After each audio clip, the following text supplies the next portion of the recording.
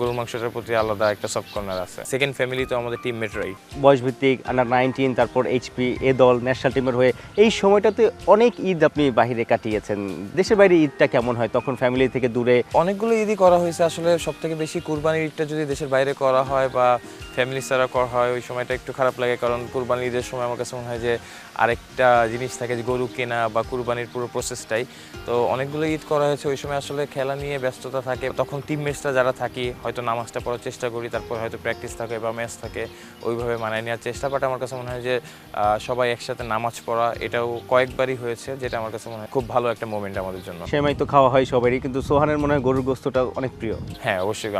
আমার কাছে মানে আম্মুর হাতে গরুর মাংসটা, ইভেন আমার ওয়াইফও খুব ভালো গরুর মাংস রান্না করে। সো গরুর মাংসটার প্রতি আলাদা একটা সফট কর্নার আছে। বাহিরের কোনো একটা ঈদের কথা জিজ্ঞেস করি, যেটাতে মনও খারাপ হয়েছে কোনো একটা ঈদে, আবার কোনো একটা ঈদে এমন একটা ইনসিডেন্ট ঘটেছে যে আসলে আপনার মন খুব চাঙ্গা হয়ে গেছে। যে টাফ সিচুয়েশন ছিল কোভিডের সময়, আমরা মনে হয় জিম্বাবুয়েতে ঈদ করেছিলাম। ওইটা খুবই কষ্টের ছিল, কারণ বাইরেও যাওয়ার কোনো অপশন। আমিও সেখানে ছিলাম। হ্যাঁ, তো ওই সময়টা আমার কাছে মনে হয় যে খুব টাফ সিচুয়েশন ছিল। প্রফেশনাল ক্রিকেটার হওয়ার পর তো মনে হয় যে পরিবারের থেকে টিমমেটরাই বড় পরিবার হয়ে যায়। সেকেন্ড ফ্যামিলি তো আমাদের টিমমেটরাই, সবাই একসাথে থাকা। ক্যারিয়ারের লাইফে তো আপস অ্যান্ড ডাউন থাকে। সো একসাথে ওই জিনিসটা হয়তো আমি একজনেরটা দেখতেছি, আরেকজনের একটা দেখতেছি, এটা হয়তো বাইরের মানুষ অনেক সময় ফিল করবে না।